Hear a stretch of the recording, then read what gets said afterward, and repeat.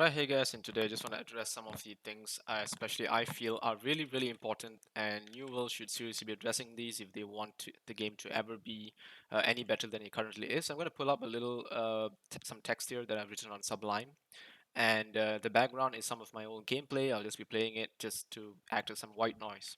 So now the first thing I want to address is the enemy spawning frequency. Now, as a lot of you may know, in the beta the enemies spawn quite fast, quite frequently, and I think it could have been done for testing purposes, which is fine if that's the case. But in the real build, I really hope that the frequency of enemy spawning is not too much, especially where there are nodes, especially when you're gathering resources, especially when, let's say, you wiped out like 5 or 6 enemies in an area only to have the first one respawning already, and then you're stuck in an endless cycle of killing enemies, never able to complete your quest in that area just because the enemies just won't stop spawning. And I think the frequency should definitely be reduced. That's one thing. Alternatively, especially where there are chests or nodes, enemies should just stop spawning if there's a player there. That way you can reduce this problem altogether, but this has to be addressed, otherwise it's going to be really, really annoying for enemies to continuously spawn, and players for players to not be able to do anything and explore or enjoy the surroundings because they're so busy just caught up trying to stay alive from the enemy. And alternatively, resources also respawn when players are done collecting them. Sometimes there are stones and rocks or trees, and players can get stuck in them. The AIs get stuck in certain locations. You can see that as well. And to avoid this altogether, just prevent the respawning of resources until the area is clear. That would be the easiest way to solve this as well. Otherwise, people will get stuck in resources and it'll become really, really tricky. So yeah, just get rid of that altogether. Just stop this respawning until people and players are clear of the area. And alternatively, you can respawn anything that's like wild stuff, like creatures and all of that in a safer location. So long as there's no player there, I think the frequency is you can increase the frequency. But if there's a player there, you should probably just reduce the frequency or stop it altogether, either one or the other. Second things for combat. Combat has a lot of things that needs to seriously be addressed. And first of all is the fact that they remove stagger from melee attacks. Now, doing this has made sure that um, the melee attacks are not as formidable as they were pre-open beta. However, I feel that I'm calling it open beta, although a lot of people call it closed beta, but I think it's open because anyone can just buy the pre-order and play it. Whereas closed beta is what happened before the open beta. So yeah, anyway, staggering was removed. And as a result of staggering being removed, it really becomes a marathon for melee players to chase ranged players, or the only way they can ever catch up or challenge a ranged player is to switch to a ranged weapon. And this has become quite a problem for me, as I realized when I switched to my melee builds, and finally I switched back to ranged build, and I found it so much easier, just so much more comfortable. And I feel that gap of comfort should not really be there, and melee players should be able to decide for themselves what kind of builds they want to go for and not really need to worry about the fact that if they're melee, they're just never going to catch the enemy. That shouldn't really be a concern. So part of it has to do with sprinting and stamina consumption. I feel that when PvP is initiated, meaning if your PvP is on and a player attacks you or you attack a player, sprinting should immediately stop and you should go into walking phase, and sprinting should consume stamina. And I think this is one of the way to make sure players actually slow down during battles so that melee players can also catch up and do some damage. And there's also no dodge or miss chance in this game. There is crit chance, but there's no miss chance, which means an attack that hits you is guaranteed to hit. There's nothing to prevent it from hitting you if it's hitting you. So dodge roll should be given to all players of all armor classes, but heavy armor classes should consume more stamina. And I think that's one easy fix for it, because right now the heavy armor, you move only a little bit, but this game is really doesn't have its own dodge. So it revolves very much around actually dodging the enemy's attacks. And sometimes even if you're a tank, even if you have a lot of armor, if an enemy player just has enough DPS, you're still going to die. So dodge rolls I feel are really important. There could probably be more skills that put stress into dodging, like if you dodge, you get back some stamina, or if you dodge, you get back some armor. And I think this way it encourages the entire dodge mechanic, and it doesn't make the heavy armor players too passive. Like, why should they dodge if they just need the stamina to block attacks? And that way they're just going to keep their shield up all the way until the shield breaks, and then the stamina gets restored, and only then they're going to start running towards you. So it really screws up the entire mechanic of dodging and the stamina. I feel that it would be better if you just give the dodge roll to everyone, but heavy armor maybe consumes more stamina, or they have less dodge rolls, and sprinting should need to consume stamina. Otherwise, there's really no way melee players are going to be able to catch up with the range attackers, and it's going to be just a complete marathon of two players chasing each other across the entire map, drinking potions, and there's no way that fight is ever going to end in open world PvP. Of course, in the duels, it's not really a problem because it's there's like a matter of time, and also in the what do you call this war, also it's not really a problem. Also, consumables I feel should freeze during PvP. So if the cooldown of consumables are frozen, it makes it more. How can you put it? Like you really have the stress of whether you want to consume a consumable before meeting up a player in the wild. Like let's say you're in a PvE battle, you want to be very careful with your consumables because if you consume it and your cooldown timer is not up, then when you meet an enemy player, you can't use it, and this way you completely eliminate the problem of players winning PvP battles just because they have more and better consumables. You want it to be such that the player don't rely on consumables just to win the PvP fight. Then it just becomes them running around drinking potions, like in a Pokemon match where the player with the most number of max potions are going to win. Which is why in Pokemon battles they remove the entire idea of potions when it comes to the VCG, and I think it should be the same in all PvP games. Potions should just be banned altogether. Consumables should be drank before battle, if anything, and during the fight, it should come down to your base regen.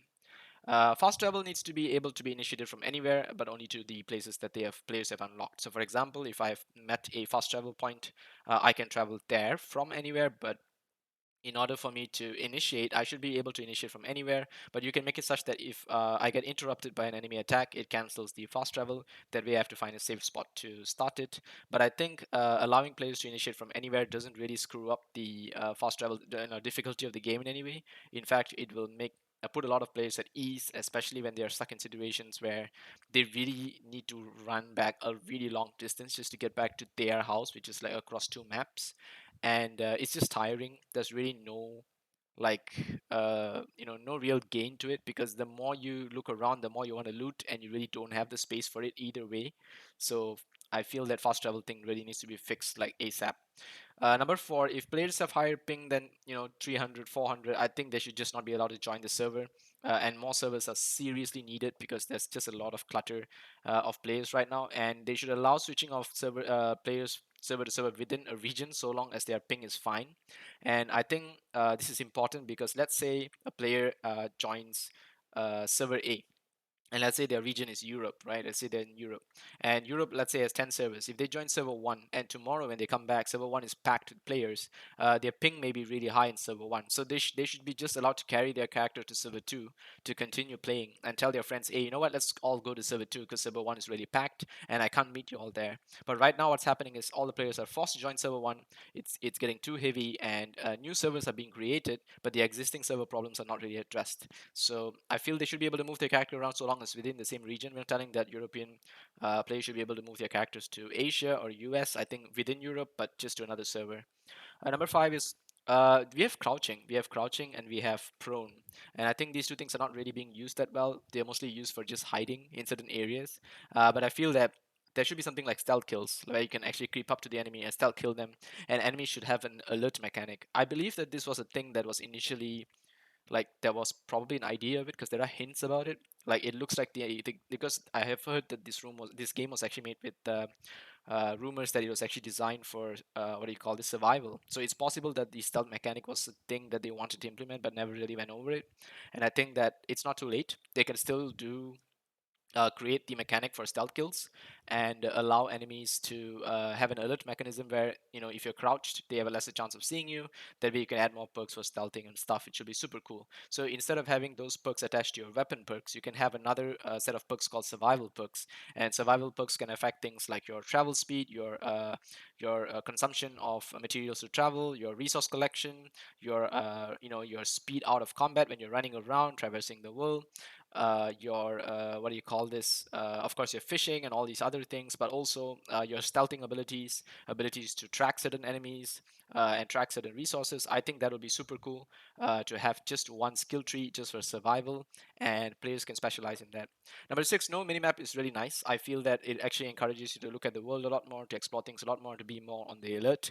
But the compass above your head is the only thing that you really rely on, and it's really cluttered. And also the marker that you place, especially if you're not in a group, your marker color is yellow, I think, and it's the same as all the other quest markers. So it's like a generic color. I feel that it should at least be a different color, and we also need to be able to filter for certain resources and not see everything just cluttering up the compass, because that's the only sort of mini map that we have, and we have to stop to look at the map every like 10-20 seconds if we want to know if you're taking a certain route or a path. So that's something that really needs to also change in some way. Number seven, territory control is all about gold right now. I feel it should be more about XP and activity, because right now, if you have an entire army of people who join a server, especially streamers, they can all just pool together the gold and buy territory in like a matter of hours. Whereas a lot of other players, they're not very coordinated and they take hours to go about this way, that it makes it such that you have to have Discord and you have to be in a company. It makes it really complicated. I feel that even if you don't have a company, you should be able to contribute. So perhaps having XP and activity gathering, farming, questing, all this contributing to the town should actually add to territory control, and I think that should be the top priority. Also, they should make it such that, let's say you have top three companies who have gathered XP and contribution, right? Any of these companies should be able to initiate war, but of course they should give priority to the one with the highest competition contribution. And sometimes you may be the number one contributing company, but you don't want to fight. That's okay. If the number two declares war, they should be able to take over from you. So that should just be the option for them to choose to fight, and then they should take over.